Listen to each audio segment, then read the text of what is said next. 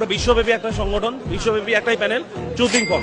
বাংলাদেশে যেহেতু হুটহাট করে আন্দোলনের ডাক দিয়ে দেয় এবং আন্দোলনে যাওয়ার জন্য মশাল লাগে, আর আমি গরিব, তাই আমার কাছে মশাল নেই, কিন্তু আমি কম্পিউটার ইঞ্জিনিয়ার, তাই আমি একটা মশাল বানাতে পারি। তো আপাতত মশালের স্কেলেটনের উপর শেপ দেওয়ার কাজ চলতেছে। এখানে তার সম্পূর্ণ কোড আছে। এই হচ্ছে আমাদের আপাতত মশাল, যার এখন আমি সেন্টার ঠিক করে পারিনি। এই শেপটা আমি কোথায় পাইছি? তো সিএসএস ক্লিপ পাথ মেকার থেকে পাইছি, এর লিঙ্ক আমি দিয়ে দেবো ডিসক্রিপশনে। তো এখন আমরা মশলাটা বানাবো। সমস্যা যেটা হয়েছে, আমাদের এই শেপটাকে টোটালি কয়টা দিতে হবে? 3টা দিতে হবে। কিন্তু 3টা ডিপকে অ্যালাইন করতে গেলে আমাদের display flex, flex decoration, column reverse আর অ্যালাইন আইটেম সেন্টার করা, এই জিনিসটা আমাদের 3টার ক্ষেত্রে করা লাগবে। তো আমার বেসিক প্ল্যান যেটা ছিল সেটা হচ্ছে এই 3টা কপি করে পেস্ট করে দেওয়া, আর যাতে একটু দেখতে ভালো লাগে তাই আমি জাস্ট এটাকে ব্রাউন করে, এবং যাকে এমন দেখতে লাগবে।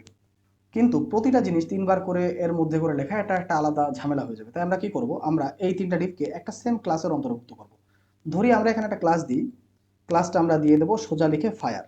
যেহেতু আমরা আইডিকে হ্যাশট্যাগ আর ক্লাসকে ডট দ্বারা সিলেক্ট করি, তাই কোনোদিনই ফায়ার লিখলে সেটা আইডি সিলেক্ট করবো না, কারণ ফায়ারের আগে আমরা ডট দিয়ে দেবো। সেম ক্লাসে আমরা 3টাকে রাখি। আমরা ক্লাসের আন্ডারে ফায়ারকে রাখলাম। এবার স্টাইল শিটে যেহেতু ক্লাসকে আমরা দেখাই ডট দিয়ে, তো ডট ফায়ার, এবং এর আন্ডারে আমরা এই 3টে দিয়ে দেবো। তো আমাদের কি হলো, যেমন ছিল তেমনই আছে, এবং আমাদের কোডটাও সুন্দরভাবে পরিমার্জিত বা সুগঠিত আকার রয়েছে। নেক্সট দিন আমরা কি করব, আমরা জাভাস্ক্রিপ্ট দিয়ে এখানে বাটন অ্যাড করব, যে আমাদের